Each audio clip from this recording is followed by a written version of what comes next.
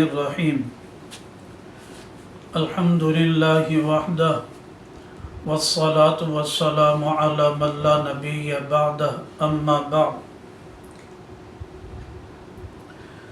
درس حدیث کے سبق میں مرد اور عورت کی نماز کے سجدہ میں جو فرق ہے اس کے متعلق احادیث رسول اللہ صلی اللہ علیہ وسلم کو بیان کیا جا رہا ہے۔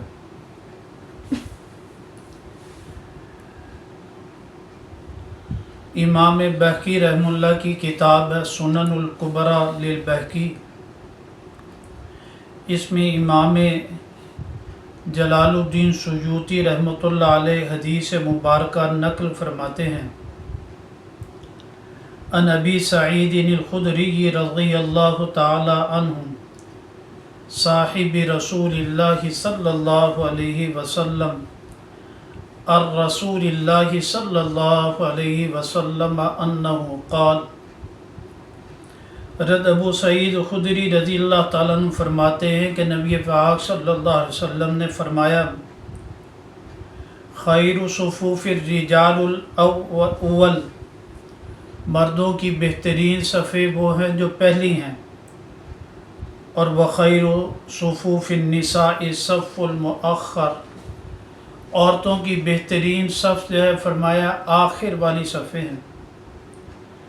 پھر اس حدیث مبارکہ میں فرمایا وَكَانَ يَأْمُرُ الرِّجَالَ، کہ آپ علیہ الصلاۃ والسلام مردوں کو حکم دیتے تھے أَن يَتَجَافُوا فِي سُجُودِهِمْ، سجدے کی حالت میں اپنی رانوں کو پیٹ سے علیحدہ رکھیں، وَيَأْمُرُ النِّسَاءَ يَنْخَفِضْنَ فِي سُجُودِهِنَّ، اور حکم دیتے تھے کہ وہ سجدہ کی حالت میں پست ہو کر سجدہ کریں۔ اس حدیث مبارکہ میں یہ لفظ آتے ہیں کہ مرد اور عورت کے سجدہ کرنے کی کیفیت میں فرق ہے۔ یہ حدیث مبارکہ جو ہم نے بیان کی سنن الکبریٰ کی جلد نمبر 2 صفحہ نمبر 551، باب ہے ما یستحب للمرأة من ترک التجافی فی الرکوع والسجود،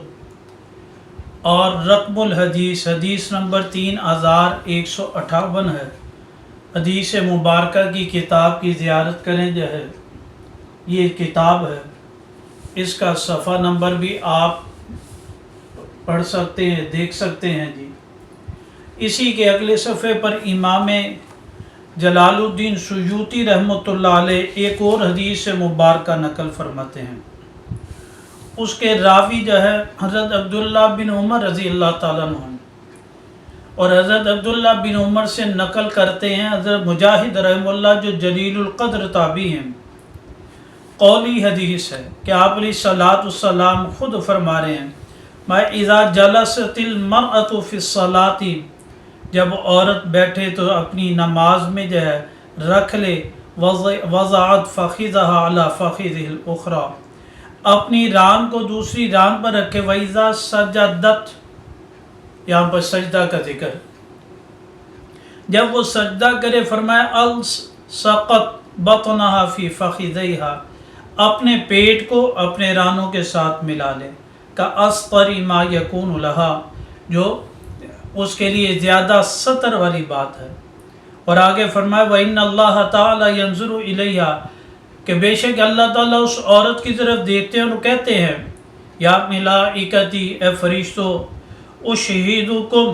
میں تمہیں گواہ بناتا ہوں، انی قد غفرت لها، میں نے اس عورت کی بخشش فرما دی ہے۔ اس عورت کی نماز ایسے ہو، سنت کے مطابق ہو، تو فرمایا اللہ تعالیٰ اس پر اتنا راضی ہوتے ہیں۔ یہ رقم الحدیث 3199 ہے۔ پھر اس کے بعد جو ہے حضرت یزید بن ابی حبیب رضی اللہ تعالیٰ فرماتے ہیں کہ آپ علیہ الصلاۃ والسلام 2 نماز عورتوں پر گزرے، تصلیاں، نماز پڑھ رہی تھے، آپ نے فرمایا اذا سجدتما، جب تم سجدہ کرو، فضما بعض اللحم الى الارض، زمین کی طرف اپنے گوشت کو ملا دو جو ہے، فإن المرأة لیست فی ذلک کالرجل، یہ عورت جو ہے مثل مرد کے نہیں ہوتی جو ہے، میں عورت کو ملا کے سجدہ کرنا چاہیے۔ ان حدیث مبارکہ سے معلوم ہوا کہ عورت سجدہ مرد جیسا نہیں کرے گی، اور اس کا ذکر یا حدیث مبارکہ میں آتا ہے۔ یہاں پر جو ہے حضرت علی رضی اللہ تعالیٰ عنہ کے فرمان ہے، جب آپ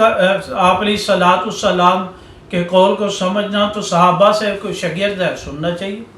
یہاں پر حضرت علی رضی اللہ تعالیٰ فرماتے ہیں اذا سجدت المرأۃ فلتضم فخذیہا، عورت جب سجدہ کرے تو اسے چاہیے کہ اپنی رانوں کو ملا لے جائے۔ اور اس کے بعد جو ہے ایک اور حدیث مبارکہ کی کتاب جو ہے جی المصنف عبد الرزاق، یہ دیکھیں بیروت کا چھاپا ہے، اس میں جو ہے جی بھی حدیث مبارکہ نقل فرما رہے ہیں۔ پہلے اوپر روایت مبارکہ ہے جی، وہ اس میں یہ فرمایا المرأۃ تضع ذرائع، رکھے عورت اپنے بازوں اور پیٹ کو اپنی رانوں پر اجازت جدت، ولا تتجافا، اور علیحدہ نہ کرے کما یتجافا الرجل، جیسے مرد جو ہے علیحدہ کر لیتا ہے رانوں کو پیٹ سے، لکی لا ترفع عجیزتها، تاکہ اس کی سورین جو ہے وہ بلند نہ ہو، جیسے مرد نے پشت اٹھائی ہوتی ہے، مائع ایسے نہ ہو جائے۔ پھر آگے رضی اللہ تعالیٰ عنہ سے روایت ہے نقل کی، فرمایا اذا سجدت المرأۃ فلتحتفظ، جب عورت سجدہ کرے تو اسے چاہیے کہ وہ سکڑ جائے، ولتلصق فخذیہا، اور چاہیے کہ وہ اپنی پیٹ کو، اپنی رانوں کو اپنے پیٹ کے ساتھ ملا لے۔ یہ حدیث مبارکہ